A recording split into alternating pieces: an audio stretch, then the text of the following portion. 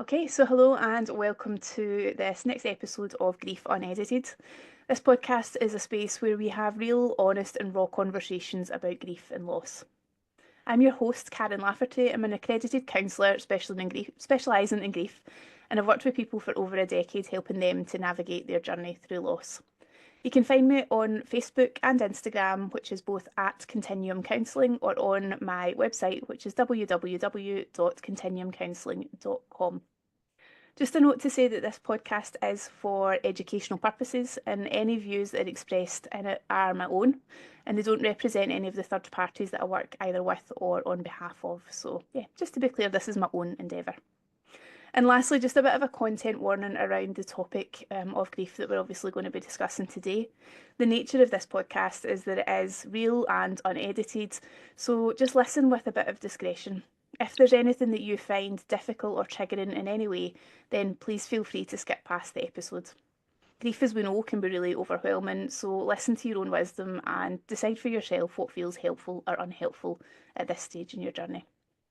Now, I am really excited for today's guest. I've got the lovely Jen with me from Toasty Type, and today we're going to be having a discussion about sibling loss. So today's episode, is called Sibling Bonds and Broken Hearts, and we're going to be talking about Jen's journey, Jen's experience in the death of her brother, which I think is going to be something hopefully really, yeah, really insightful. And I know we've caught up previously about a bit of your journey, Jen, so I'm excited to see where our conversation goes today.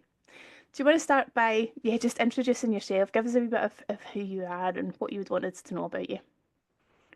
Hi, I'm Jen. It's lovely to be here. Thank you for having me. And I think that today might be quite a tough one for me because speaking about this is always difficult. I can hear my voice already. Mm. When I hear you talking about heartbreak and stuff, I'm like, oh my God, it's so accurate because Yeah. it's difficult losing somebody. And I think when we had the conversation before about talking on the podcast, I was like, I think it's a really good thing to do, A, for me, because I think it's part of like the healing journey is to be able to Mm. talk about it. But also, there wasn't really anything available when I lost my brother, or there was no clear place for me to go Yeah. when I lost him. And I think to have somewhere even to start finding out about grief and how to manage it, because we all manage it so differently, I think it's really important. So that's why I'm here. What I Amazing. do for a living is I'm a calligrapher and an illustrator, and I used that a little bit in my grief as well, which was probably really cathartic for me. But we'll probably get into that later. Yeah. Yeah. Yeah, so I'm glad to be here. Amazing. Well, we start then by introducing us a wee bit to your brother Han. Tell us a wee bit about him. What was he like? Well, what was he like? Well, That's a really good question. I think something that's a common trend across my family is that we're all a bit weird, and it's amazing. good to be weird. Like being weird has been openly celebrated and embraced. And my brother, for a long time, he was an avid reader. So as a child, I was drawing all the time, and my brother was reading books all the time. And that continued. He went and he studied at uni. He and I left home sort of at a similar time. There was 2 years difference between us, but we both left home sort of fairly young. He was 18, I was 16. And we kept in touch through letters, which was really nice. He went away and worked abroad for a bit, and I was staying down in Edinburgh. And then he went to uni in Dundee, and I was in Aberdeen. And I remember we were really fed up at uni one day in Aberdeen, and it's only an hour from Dundee. And my friend drove, and she said, "Shall I go shopping in Dundee?" And I was like, "My brother's down there. Let's go." And we kidnapped him, took him back to Aberdeen for a party, and he woke up the next day like, "Where am I? What am I doing here?"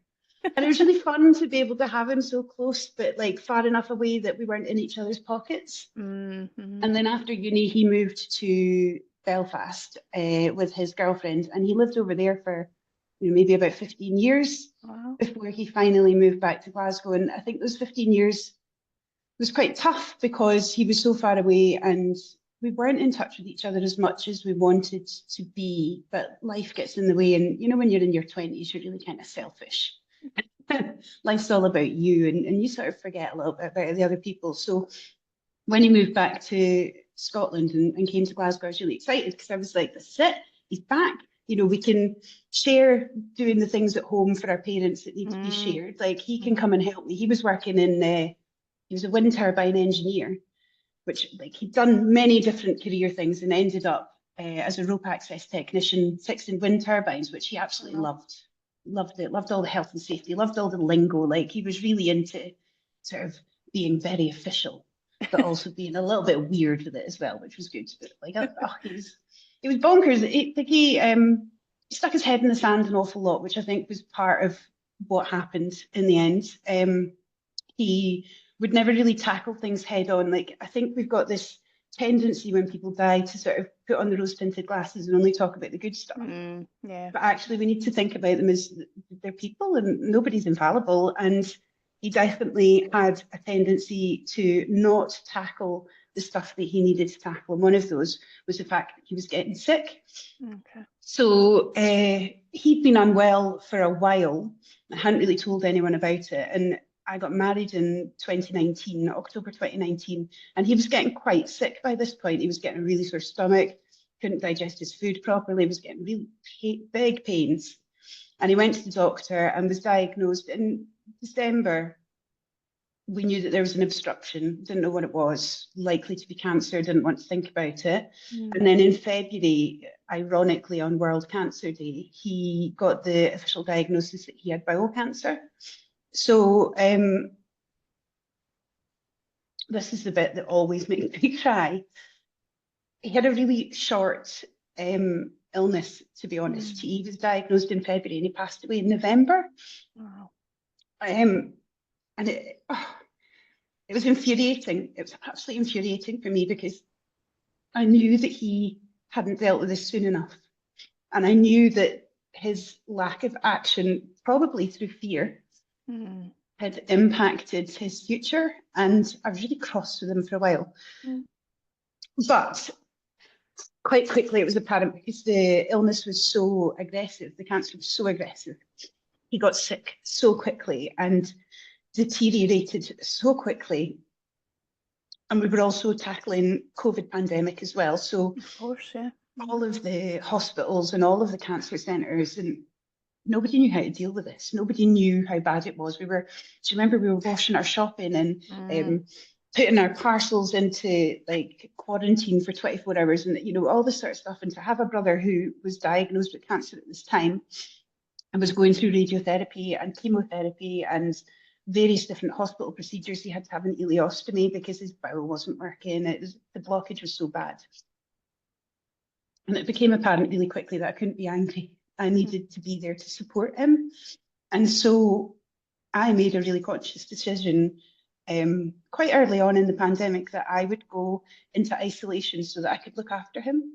Wow. And so all of the COVID pandemic, people talk about lockdowns 1, 2, and 3 and all this sort of stuff. And for me, it was just one big lockdown and a sort of a series of hospital trips and emergency pickups and trying to do things with him that he wanted to do, but he was really sick and he couldn't do the things that he wanted to do. And, you know, we did ridiculous things like my parents, my brother, his wife, his then wife, and myself, we all went on a blooming canal boat and did a canal boat trip in, I think it was in October 2020, which was foolish because none of us could drive a boat. My dad was too short to be able to see over it. My brother was too sick to be able to drive it. And those were the two that got taught how to drive the thing. So suddenly there's me having to do a 3-point turn in a canal boat in a canal. And I had no idea what I was doing, but it was all part of the, oh my God, I just need to make this happen and I need everybody to be okay.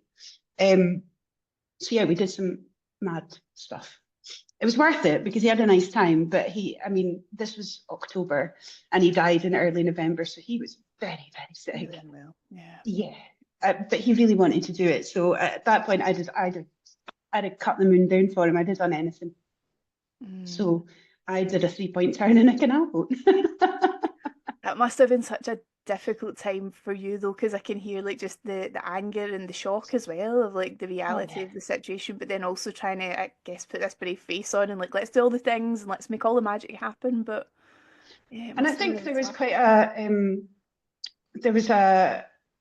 there there was a role that I took on that I didn't know that I was going to take on. And this podcast's not about illness, so I'll not talk about it too much. But certainly when he was sick, I think when there's so much information being given to you, particularly at appointments where you can only attend yourself because of COVID, I would sit in the car park and I'd wait for him, and he'd come out and we'd have like a debrief of what had happened, and I'd write the notes down, and then it meant that he could only take on the bits that he needed to take on. I could gather all the other information, go and phone Macmillan and find out about it, like try and find out more about the stuff that we've been told, so that we could then work out what the next steps were. Because at that time, like anyone who's dealing with cancer has obviously most people have never dealt with it before. And you don't know what all these big words mean, and you don't know what the next steps are, and you don't know how to process this. And I think being given life-changing information on your own is devastating. And I think that was one of the hardest things in COVID,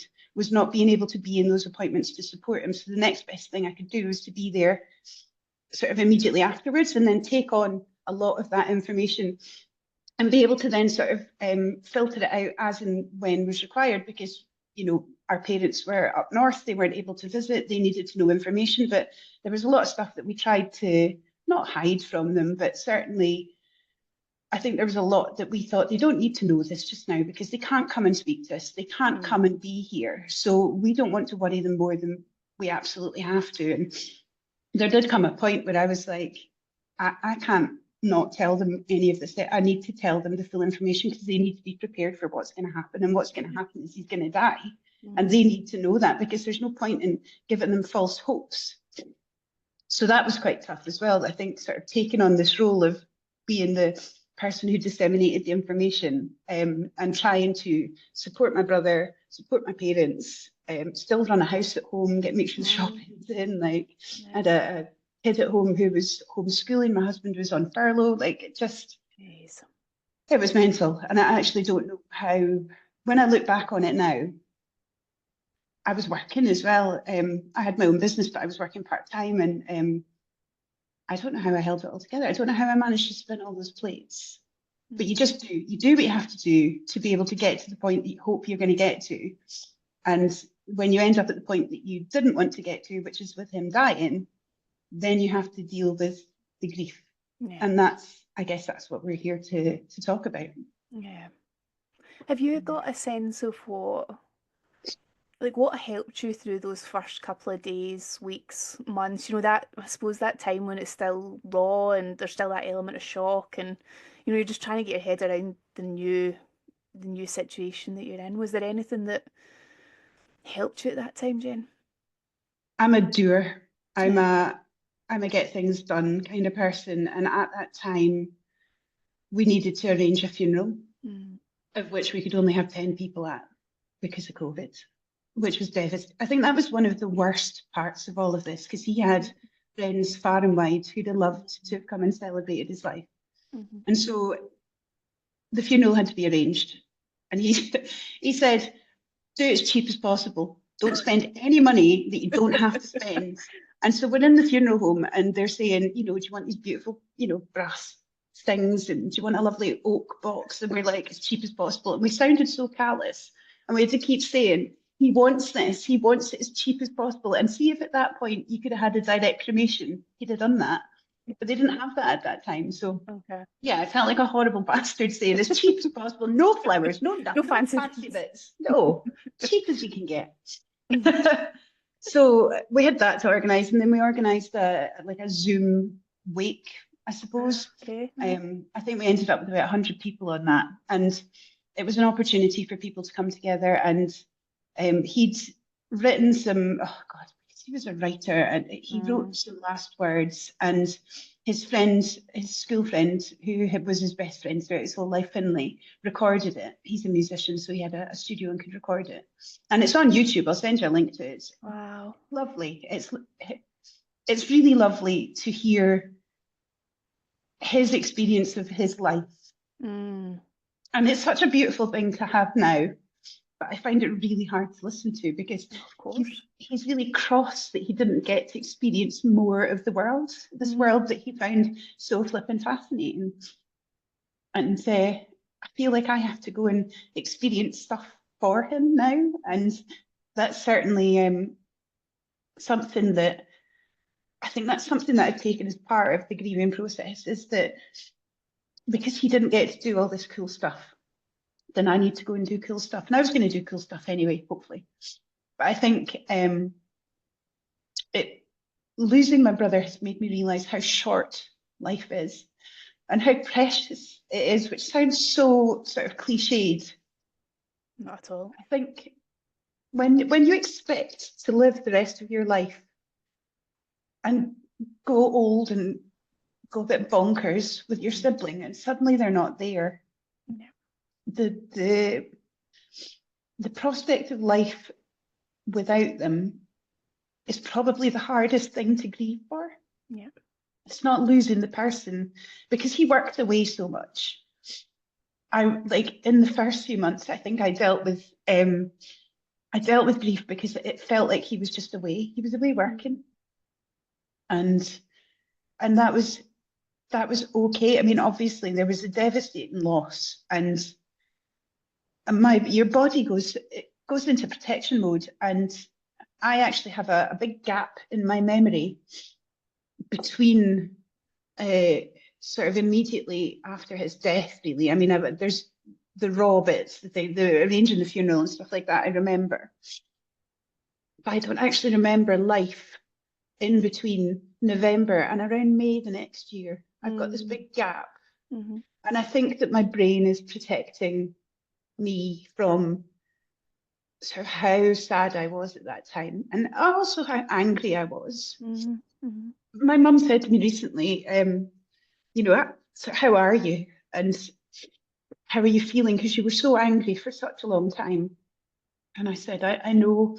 And I realised that I couldn't hold on to that anger for the rest of my life, because I can't live like that. Mm. But I was really cross. I was cross with him for taking so long to go to the doctor. I was cross with the doctors because there was huge gaps in his treatment because of COVID. I was angry with a number of different people who I didn't think had served him the way that I thought they should have. But you can't go through life being angry. And I think that it's important to get to a point where you can sort of be at peace with the fact that this has happened. Mm. Yeah, I don't know. Yeah. It's that injustice, isn't it? You know, it's like Yeah. the sense of injustice of like, Oh, why him? definitely. And you know, if it was him, like, why did he not go to the doctor sooner? Why did the doctors not do more and in a more timely way? And Yeah, definitely. yeah. I think I think that anger is a huge part of it. I have to say, I think these stages of grief, we spoke about it briefly before, but I think they're an absolute nonsense. And Yeah. the people that lean on, oh, well, there are these 7 stages of grief or 5 stages of grief or whatever, they're people who've never gone through grief. And Yeah, yeah, they're people who've read books about it or seen a meme about it, or listened to a podcast that's sort of put across this nonsense theory that there's these stages of grief and you go through them step by step. It's absolute crap. And I think grief for me was just this sort of overwhelming feeling of sadness and sort of almost despair at some points, because Mm-hmm. Mm-hmm. you're grieving what you've lost in the present moment, but you're also grieving for your future with a sibling, because you expected to have this life together and to do all this stupid stuff together, and suddenly that's been taken away from you. And there was only me and my brother. There was only the two of us, and I didn't have anyone else. Yeah. And I think with aging parents as well, that's something to consider, that they're going to die eventually. Not that we want to talk about it, although my dad tells me all the time that he's going to die, which is not helpful. Just in case you'd forgotten about that, you know. Just in case, yeah, just in case I'd forgotten. But there is going to come a point where there is then only me, and I had never considered that there was going to be a point where it would just be me. Not until I was much older. Mm.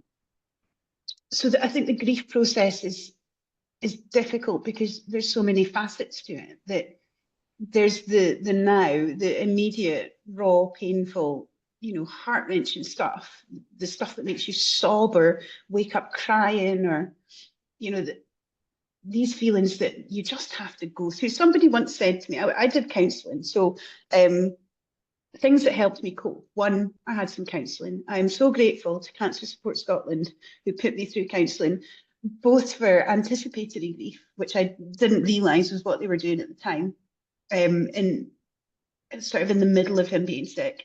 And then after he passed away, they put me through another 10 weeks of counselling to help me process what I was feeling. And I don't remember any of those counselling sessions, but I'm aware that it was really helpful. And I think anybody who's listening to this, if you are going through losing a sibling, or you know that you're going to lose a sibling, as much as you don't want to think about it, you need to reach out and get help, because this is not something that you should have to deal with on your own. Because it's such big feelings and it's such an unknown that it's so helpful to have somebody who knows how to help you work your way through it. They don't tell you what to do, and they don't tell you that it's going to be okay. They just help you work through your feelings. And one of the things that they'd said to me was that your emotions are like a tunnel, and you will go through it. You'll get to the other side of it. So you're feeling super sad and overwhelmed at the moment, but you're going to come out of that, and you're probably going to go back into it again, but you're not going to feel like this all the time forever. And that was really helpful for me in that moment, because I felt that I was going to be in that feeling forever. And I didn't want to live the rest of my life feeling so sad. Yeah. I still think of it now, because we're 4 years down the line. It was 4 years just in November there. And I don't cry every day. I thought I would. I don't. I think about him every day, without a doubt, every day. And I will think about him every day for the rest of my life. And I know that. But these days, I can think more about the good stuff and the fun stuff and the stupid stuff and the way that he infuriated me, as only brothers can, rather than the really sick person who wasn't my brother, which was initially all I could think about, because that's all I'd experienced for 6 months. He lost so much weight. He lost so much autonomy. I think a lot of what I did when he was sick was fight his corner. I think part of my job was to fight his corner, to be an advocate for him. Certainly with a lot of the medical stuff, I was speaking to his palliative nurse practitioner, or whatever they were called, saying, has he spoken to you about this, this, and this? Because he's buying stuff on the internet for sores in his mouth, and I'm sure you've got something better. Oh no, he's not said anything. He was so stoic through the whole thing. And I think a stiff upper lip. I said to him, you've got to stop. You've got to tell them that you're experiencing side effects. He said, there's no side effects, there's only effects. And I was like, well, just bloody tell them, stop trying to be so stoic about all of this, because they're here to help you, and your life could be made easier if you speak to them about it. So I had to eventually, I don't want to step on his toes. And for a long time, I was really cautious of how I was managing his expectations of what I was there to help with. Initially, it was just, go round, have a chat and try and cheer him up a bit. And it developed into, I have to advocate for you because you are so sick and you're dealing with so much just now that you actually can't think about all of this stuff. So I'm here to be the person that speaks to them, that says that you need help with this, this, and this. I will arrange the care for you. I will speak to the people who are coming in, and I will get this sorted just to make your life a little bit better. And that's all I could do. And I'm proud of myself, I have to say, because it wasn't easy. And I definitely didn't want to do it. No. But I wouldn't have had anyone else do it for him. It had to be me. It strikes me though, Jen, that must have been incredibly difficult, just not even by the nature of what you were having to advocate for, because you say it's a situation you don't want to be in, you don't want to be having those conversations at all. No. But I guess that in the moment of it, so much of your energy must have been focused on his needs, looking after him, making sure he had what he needed, that it's like, gosh, where was the space for you to recognise where you were in it? Do you know, I can imagine almost that autopilot sensation of like, we just keep moving. There wasn't any. It was even stupid things like, because he wasn't eating. He wanted to eat. He just couldn't really eat, especially after he had the stoma fitted. Like, he just dealing with the stoma as well he hated it. But he would say to me, what I really fancy is some lemon curd. And I'd be like, right, that's fine.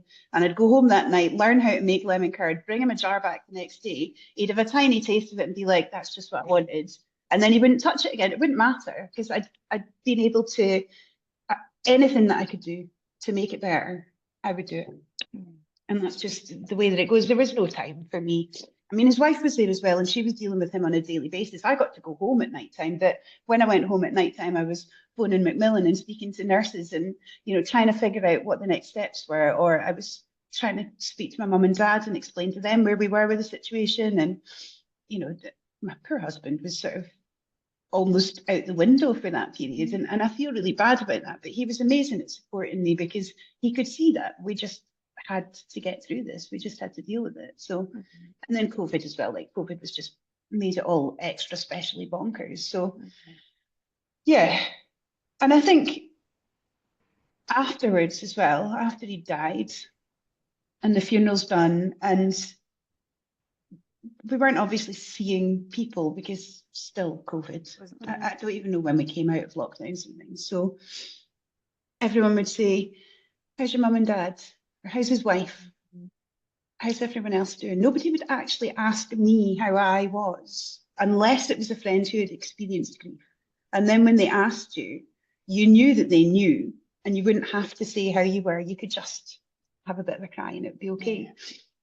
But for anybody else, for people I think who've never experienced grief, they absolutely don't know how to talk to you about it. They don't know, and they're scared of your response as well because you're so raw that you don't know what's going to come out. God, I remember being in the supermarket and there was a woman serving on the till, and I can't remember what the conversation was, but it was something to do with wearing masks.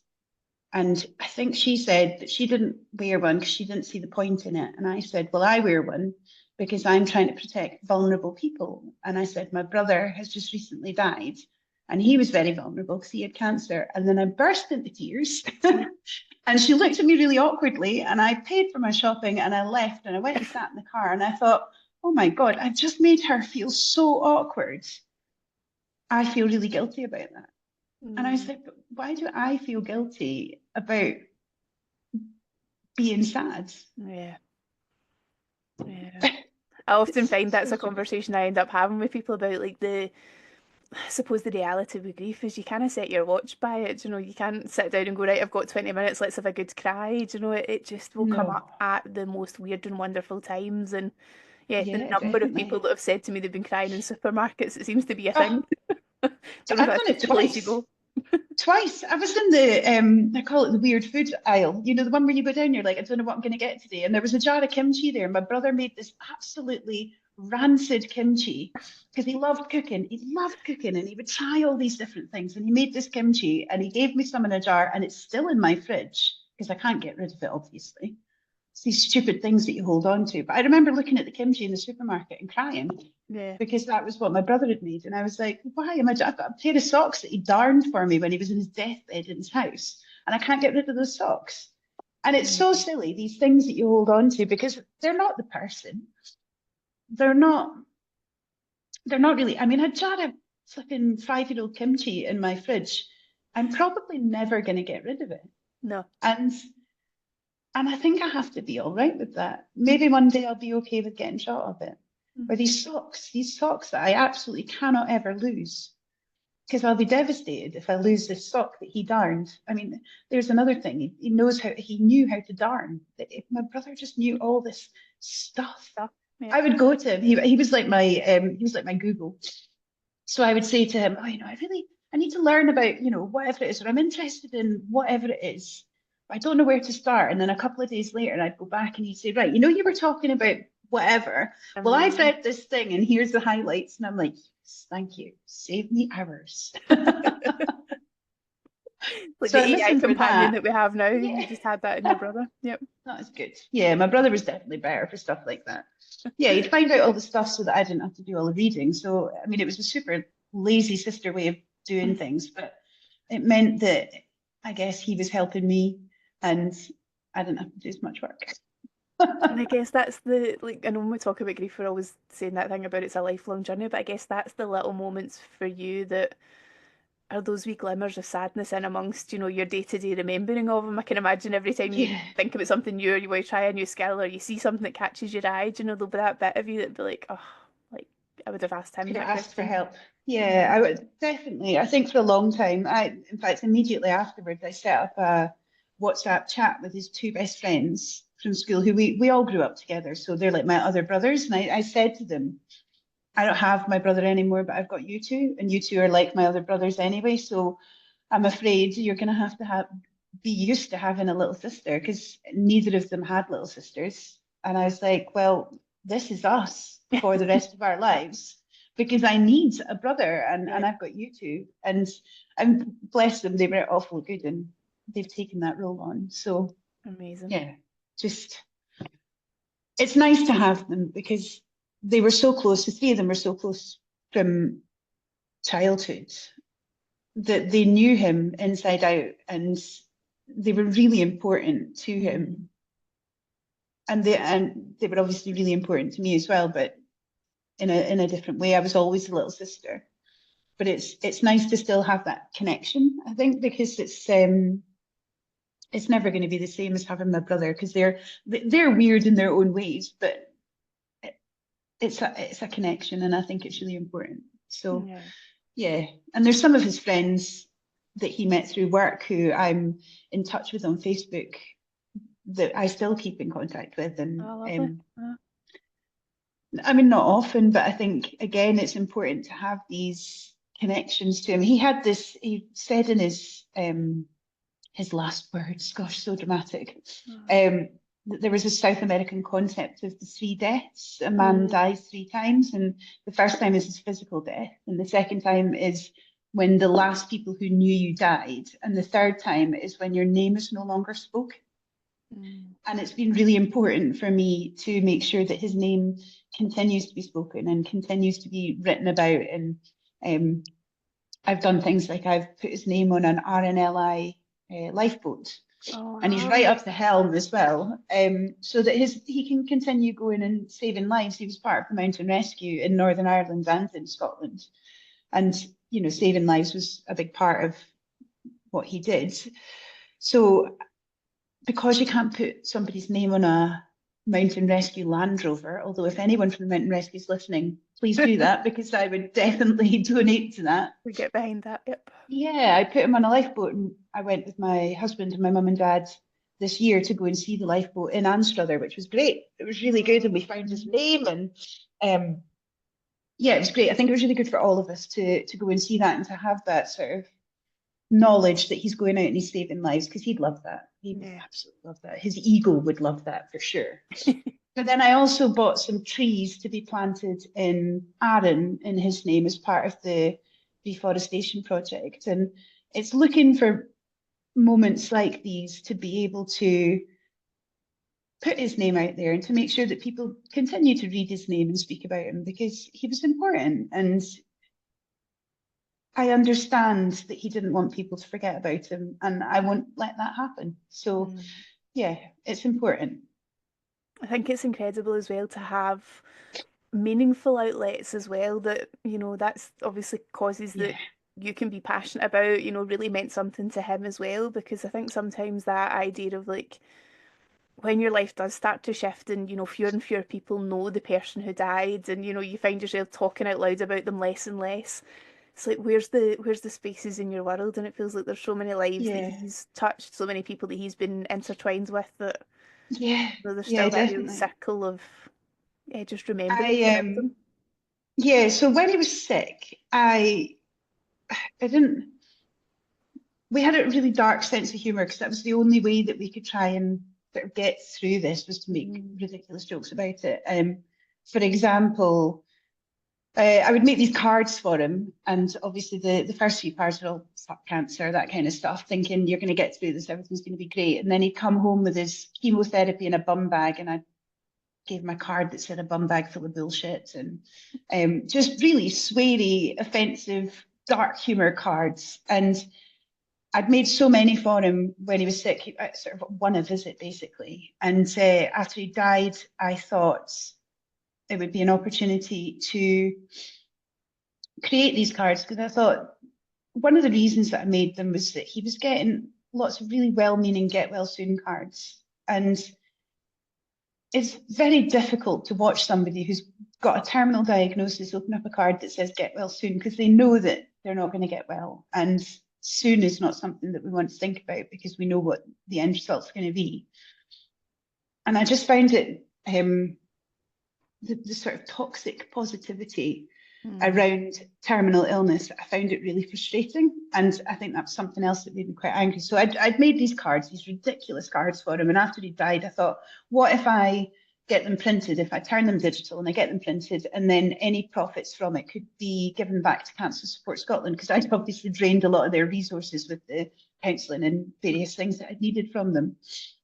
So I started this project called Bing Bong Mail and set up an Instagram and a website and all that sort of stuff, and sold these cards and got some amazing feedback about them, because there were so many people that were saying, you know, my sister's sick and she's got breast cancer and it's terminal, she's stage 4, and I don't want to give her a get well soon card, but I also don't know what to say to her. So getting a card that says I really don't know what to say is actually perfect, because it says exactly what I need it to say, and there's nowhere else I can find this sort of thing. And I invested a lot of time into Bing Bong Mail because I needed somewhere to channel my grief as well. And I think that what happened when he died and I started Bing Bong Mail is that I became an oversharer, which I had never been before. And suddenly on the internet, for everybody to see, I was writing really raw, emotional things about how I was feeling and how I was dealing with grief or not dealing with it. And it was a bit of a surprise. Every time I typed something out, I'd be like, oh, shit, post, and just put it out there. I thought, well, if people aren't asking me directly, I'm going to tell them anyway. I'm going to tell the world how I'm feeling, because it gets out of me. And if I keep it inside, I'm going to struggle. And so, although it was a very public way to grieve, I definitely feel like it was cathartic. And I haven't ever gone back and reread them because I don't want to put myself back into that space. Yeah. But I built a lot of relationships with other people who had experienced similar things. And there's a girl called Abby who has a charity called the Bowel Movement. She lost her brother to bowel cancer, and they both, the similarities between Han and Benji were really incredible. They had the same specific mutation. It was a similar time period. They were similar ages. I think Benji was a bit younger, actually. And when Abby and I spoke to each other, we obviously spoke online a bit and sort of made internet friends. And then we had a phone call and we spoke about our brothers and our experiences. And our experiences were so similar in the way that the way their treatments had gone and the way that the cancer was aggressive. And I think for me, that was one of the greatest things that came out of Bing Bong Mail was my friendship with Abby. And to these days, Cancer Support Scotland didn't survive. It didn't get enough funding. It didn't have government funding. They couldn't get enough donations. And so the charity shut down. And that was pretty devastating because they were so supportive to me and to many other families. And so now I know that I can support the bowel movement instead and try and help them be able to fund whatever it is that they need to fund. I mean, they do incredible things. They help people with sort of applications for funding if they need it. A lot of people, depending on which NHS area you're in, will determine what treatment you can get. And there are many new treatments. There's a thing called Avastin that is a relatively new treatment for bowel cancer that does work for some people, but not everybody has access to it. And if you have to get it privately, the costs are astronomical. And I think that it's a very unfair situation where there are drugs available that might be able to either prolong your life or cure your cancer to a certain extent, but you can't get it because you can't afford it or you're not in the right area.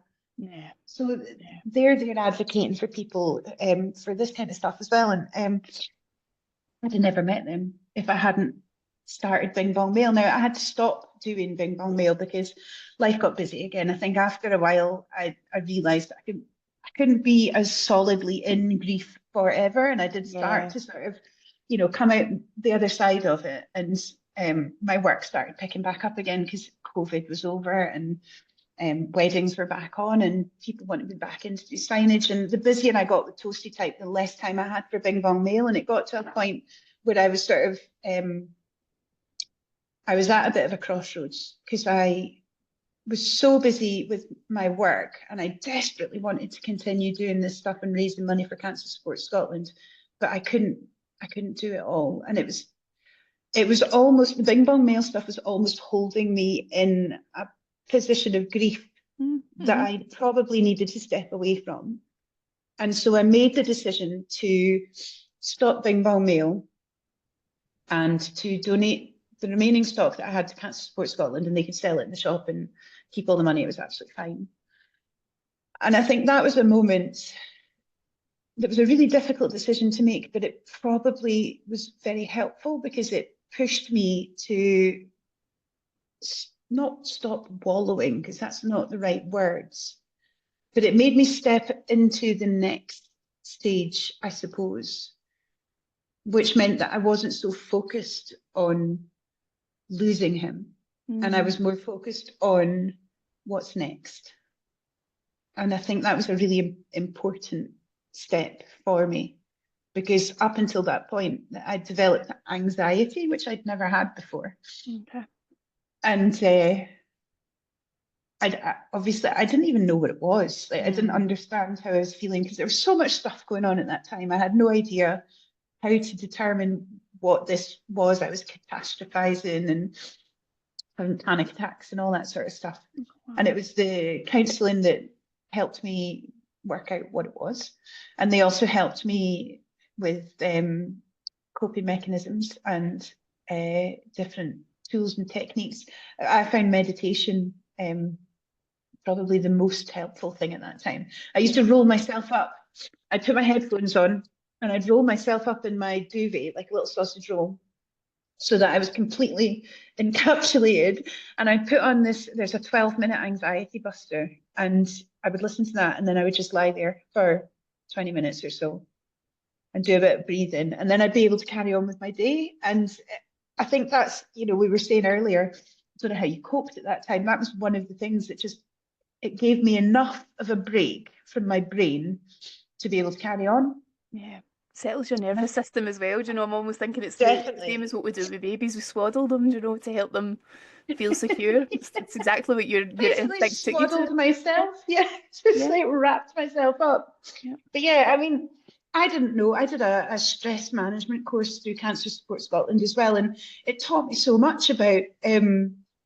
I think I knew nothing about anxiety. I knew nothing about your vagus nerve. I didn't know anything about it being an actual physical reaction, and that you needed to be able to reset the physical to be able to process what was happening and move on to the next step. I had no idea about any of this, and without that support and that knowledge, I don't know how I would have coped, to be honest. I need to know things. I'm like my brother in that respect. I need to know how things work. I'm the sort of person that'll take something apart so that I understand how it works. And I needed to do that with my brain and my body as well, but I didn't know where to start. There's so much. And that's why I'm such an advocate for reaching out for help, because how on earth was I going to process all of that without somebody pointing me in the right direction? Yeah. And I'm so grateful for that.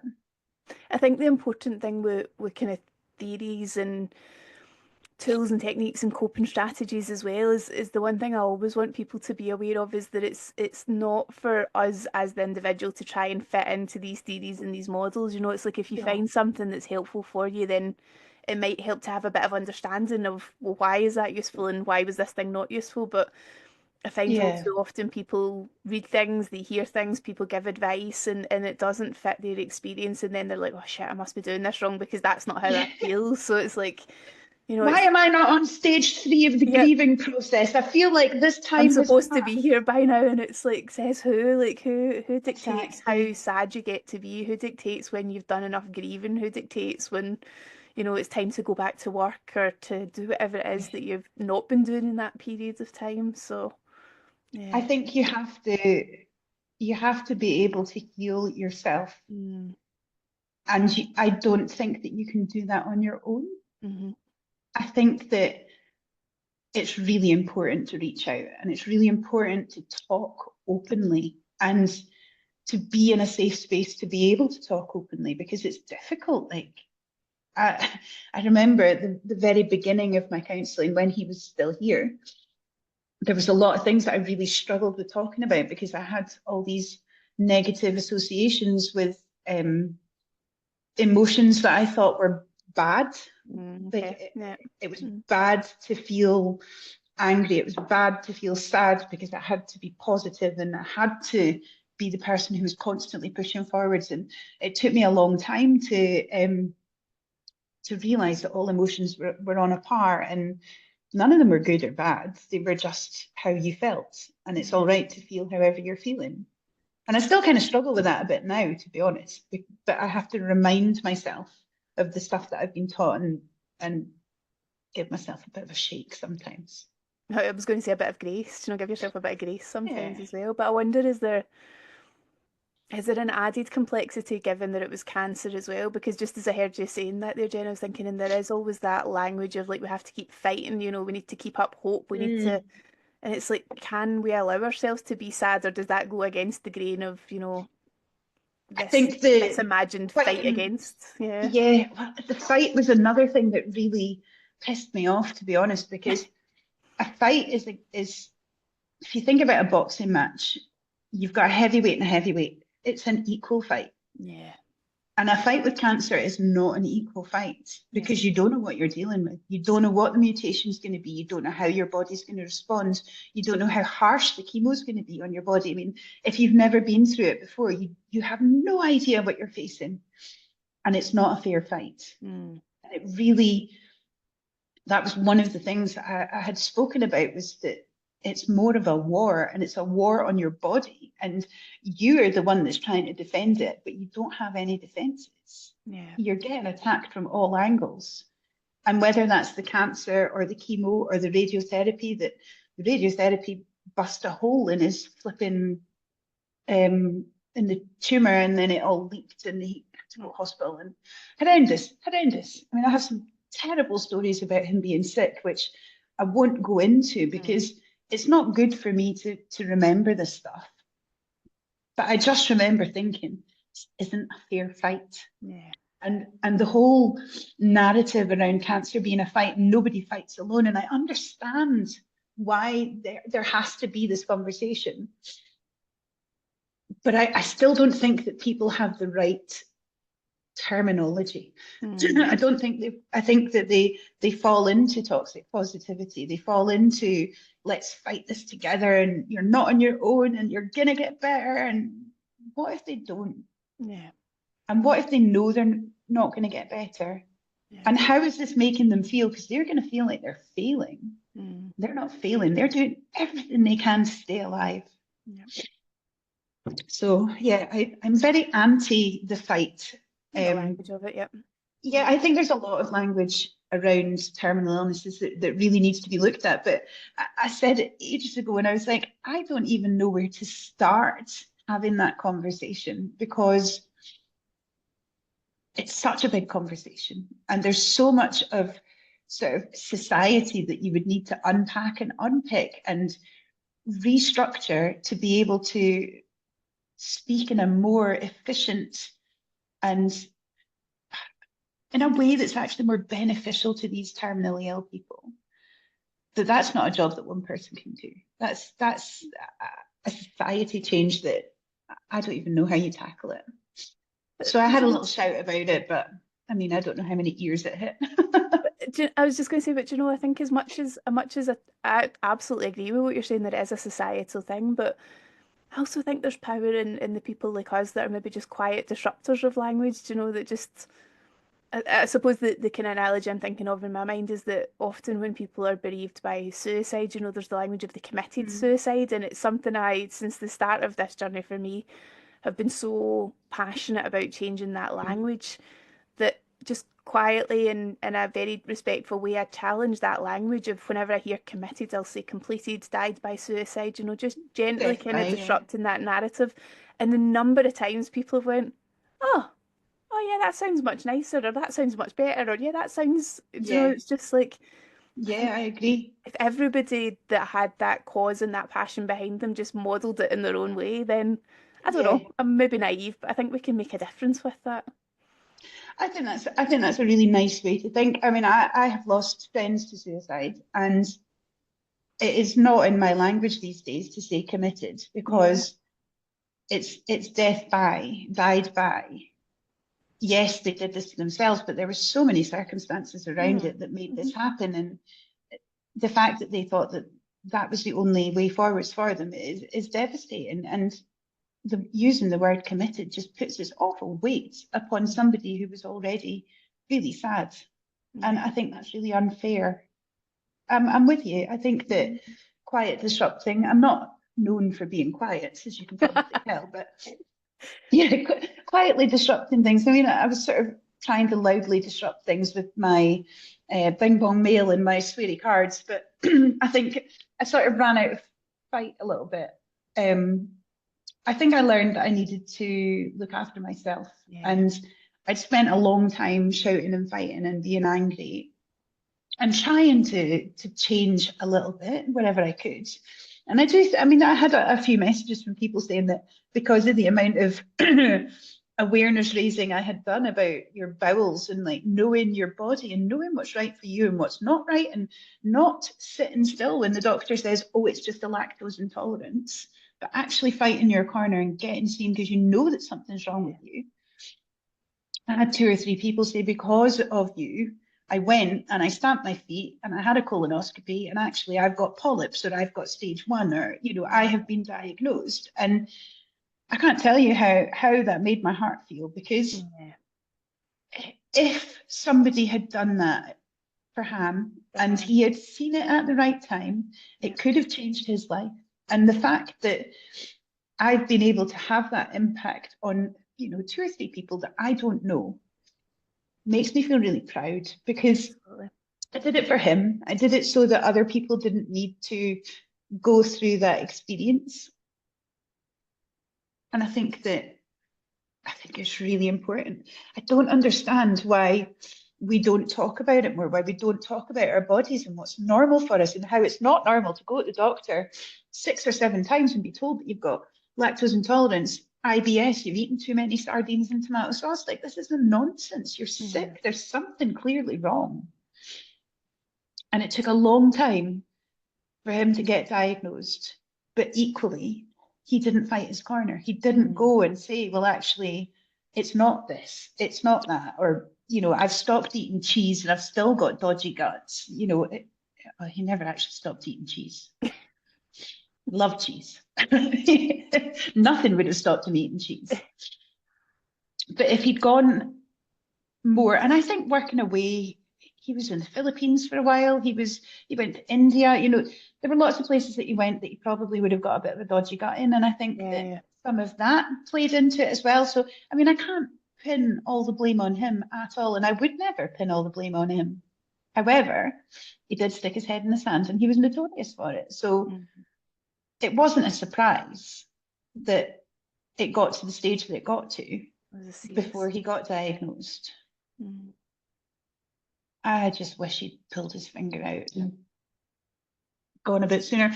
I'm completely health paranoid now, if I'm completely honest. Mm-hmm. One of Mm-hmm. one of my long-lasting things, apart from anxiety, is that I have health paranoia. So I'm really conscious of my bowels. Yeah. I'm really conscious of what's normal for me and what's Yeah. not. And I have gone and had bowel fit tests, and I will continue to do that, because I think although they say that it's not genetic, they don't know. Yeah. They never tested me. They've got no idea whether it's genetic or not. They don't know if I've got the same mutations. So I just have that in my head, and I think that that'll be something that will just carry with me. But I'd rather be safe than sorry, because Yeah. life is too good. It is too exciting. There's too much good stuff, and I don't want to miss it. Wow. Yeah. Thank you for sharing your wisdom with us, because I think there's been so many important points in what we've talked about today, but also I think there's something really honest and raw about that idea of the hangover that comes with grief as well. Do you know all those other bits that, the anxiety you've had to Yeah. navigate, the health worries that you've had, these are the things that often people think that they're going quietly crazy when they experience them. And I'm so keen and so passionate that we start to normalize some of this stuff, because why would you not feel Oh, the way that you've been definitely. feeling, given everything that you've been through. So yeah, thank you for your wisdom and your sharing of what actually helped for you in this as well, Jen, because again, I think Becoming an sometimes oversharer. but I think sometimes when people are like right in the depths of grief, it's like you don't even know where to start. You don't know what to try. You don't know what's going to be helpful. So, if somebody's listening today and Yeah. hear this from you, then it might be the thing that just gives them that nudge in the direction of, let's just try some of this and see what helps. Let's get swaddled in a blanket and stick our headphones on and, just see how we feel after 15 minutes. Does it help? Yeah, I think there was things I consciously didn't do as well. I made a really conscious decision not to drink alcohol. Ah, okay. Um, and I made that decision before he died because I needed to be on call to be able to take him to the hospital at the last notice, or like to get there quickly if I needed to get there. So I had to be sober to be able to do that. But after his death, I made a conscious decision not to fall into drinking Mm, because it's really easy to try and numb pain. And when I experienced a friend who had taken his life by suicide previously, I had fallen into going out and partying and just trying to drink it all away, and it doesn't work. It just yeah. delays the way that you're feeling. And I think as a young person, you just think that you're robust and you're going to get on with it and it's going to be okay. And fair enough, you've lost a friend, but it's all right because life goes on. But actually, you don't deal with the heartache and the brain ache and all the other associated things that come along with grief. And I think being very conscious of that, and how long it took me to deal with my friends dying, that when my brother died, I didn't want to go down that same path. Yeah. I knew that grief was going to be a difficult process. I knew that it was going to be harder this time because he's my sibling.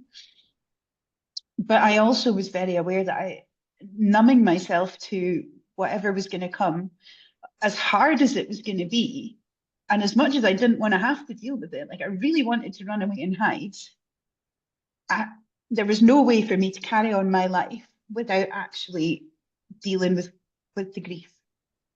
And it was rotten. And I wouldn't wish it on anyone, but we're all going to have to experience it at some point. And I think that you have to find a way that works for you. Now, for some people, oversharing, hi, that's me. Apparently, oversharing is a cathartic way to deal with it. Now, it's Yeah. also an embarrassing way to deal with it because people don't talk about this stuff. They're not Mm, open about it. And I don't know why I chose to do that. I will never know why I chose to do that, but it helped me. And I mm, don't know whether it was part of having done some counselling already and understanding that talking did help or writing it down did help. Maybe that was the catalyst for it. I don't really know, but I tried podcasts when I was first grieving and I couldn't listen to them. It was mm. too raw. It was too close to the bone. Too much. Couldn't watch any program. Stand Up to Cancer was on. I couldn't watch anything to do with Stand Up to Cancer. I still can't watch any of those sad stories because I've got my own sad story. I don't need to watch anyone else's. There was a lot of things that I thought that I might be able to do. Do you remember Deborah, whose name I've forgotten her surname, and she was bowel cancer, bowel babe. Oh yeah. Oh Um, gosh. Uh-huh. so that was all going on at the same time. She actually managed to last a bit longer than my brother did, but there was a lot. She wrote a book. I bought her book. I thought I'll read this and it'll be great. And I got about 3 pages into it and I couldn't read it. Like there's so many things that I thought I'm going to try this. And I think one of the things of grief is sort of being open to trying stuff. It's not all going to work for you. It Mm, hasn't all worked for me. There were some things that did work and there were some things that absolutely did not and were awful and made me feel worse. So mm. you've just got to try stuff, like go to a yoga class, see if that helps. Go and do some meditation, even if you think it's a bit woo. I did a sound bath. I've done some sound Oh, baths. They were amazing. amazing because they Yeah. shut my brain off completely and I couldn't think about anything else. And some of these things might be a little bit too woo for some people, but do you know what? Be open and give it a Try go them. because Yeah. you never know. Yeah. You never know what's going to work. And for the and talk vast to majority people. of those as well, like it's not going to make you feel worse. So that's always my No. kind of thing is like if we can be confident it's not going to make you feel worse, then try it and it might make you 1% better, 1% feeling a Oh, bit more robust, a 1% feeling yeah. a bit more in charge of your grief. And when you are in the thick of it, that 1% is a huge amount. It makes such a Absolutely. big difference. Yeah. So yeah, 1%, I would take 1% now Mm, versus how I was feeling then. So yeah. every little 1% adds up, and eventually you do start to feel 5% better, 10% better. You feel a little bit more like yourself. You feel like you can function again. For a long time, I like I say, in that period that I don't have any memory of. I don't remember cooking. I must have cooked, Mm, but I don't remember doing it. I think that my husband took on quite a lot of it. I wasn't looking after myself. I wasn't going to the gym. I wasn't drinking enough water. I wasn't doing any of the basic things that you need to do to be able to survive as a human. But yeah. somehow I got through it. Mm, And I do feel that Dave, my husband, really just sort of quietly in the background made sure that I was drinking cups of tea and that I was getting a bit of dinner. And he was, there when I was crying and, trying to make me laugh. And he did everything that he could just to help me get to the next point, because I think he knew that without sustenance and water and sleep, yeah. I wasn't going to be functioning anyway. So he just managed to make sure that somehow I got to the next day. And eventually you start doing that for yourself. And then 6 months goes and you don't remember it. So your body's amazing and it does a lot Mm. to protect you. Trusting that wisdom sometimes, isn't it? Yeah, Yeah. yeah, definitely, definitely. Jen, So if yeah. people want to connect with you, where do they find you online? Like, yeah, if people want to connect with you at Toasty Type, where would they? Oh, they're so welcome to connect with me. If anybody's got any questions, so they want to talk or they want to just vent their experiences, they can get me at Toasty Type, which is TOASTYTYPE. I'm on everywhere, but don't tweet me because nobody needs to ever be on that platform. It's awful. Don't be sweet me. Um, Don't be sweet me. but yeah, I'm on Facebook, I'm on Instagram. You can email me hello@toastytype.com. You're welcome. If anyone's got any questions or they want to ask about how I've coped or like get a recommendation, I'm more than happy. And also, if you need somebody for calligraphy, she's bloody amazing. So, yeah. Oh yeah, I can draw you a picture as well if you want. Genuinely, like the stuff you do just blows my mind. Like, yeah, you have an Oh, absolute thanks. skill there. It's just, yeah, it's something else. Do you know what? It was a that has actually been excellent for grief as well. Mm, To drawing is my happy place. Like I think that I could just get lost for hours in doing creative things, and for a long time I actually couldn't be creative because my brain wouldn't allow me. I couldn't do the stuff. I'm going to send you a link actually because there's a blog on my website where I was doing trying to do like a page a month over um, lockdown of like what had happened, just okay. to try and like a sort of visual diary. And I'll send you a link to it because some of the things that I've picked out, like I obsessed over how many people were getting vaccinated and how many cases of COVID there were, and it's quite an insight into my mind at the What was time, going and on? sort of Yeah. yeah, it's quite interesting to look back on it. But then the next year as well, I tried to do it, and I couldn't do the Mm, same thing. I have this big gap because my brain wouldn't allow me to be creative. But I think it's been a bit of a lifesaver to be able to just sort of pick up a bit of paint and do some drawing and painting has definitely calmed my little mind. mm. I love it. Amazing. Amazing. Again, thank you, Jen, for today. This has just been Welcome. such an insightful conversation, and I really do hope that it helps people who have listened Me along, too. who've kind of heard your story, the kind of reflections and what helped and what didn't, and also for sharing a bit of Han with us as well. He sounds like he was an awesome character. So yeah, it's been lovely to feel like we've been able to get to know Bonkers. him a wee bit. Just for any listeners who have found this episode useful, then as always, if you can subscribe, that means you'll get updates for any subsequent episodes. And also feel free to share this with anybody that you think it might be useful for. I know certainly for some people that I've worked with, there's just been an episode of something that's landed on them just at the right time and it's given them that wisdom, that courage that they might have felt they needed. So, yeah, if this has been of benefit to you, then please do share away. And yeah, it just remains for me to say a huge thank you both to you, Jen, and to everybody who's listened in today. And as Jen said, if there's any questions, any thoughts or reflections, then by all means feel free to reach out. We will tag Jen in this episode so you'll be able to contact her through Toasty Type. And if you're looking for me, I'm over on Instagram and Facebook and both at Continuum Counselling. So yeah, until our next episode, it's been my pleasure. And yeah, we'll see you all soon. I'm sorry for sniffing in your ears.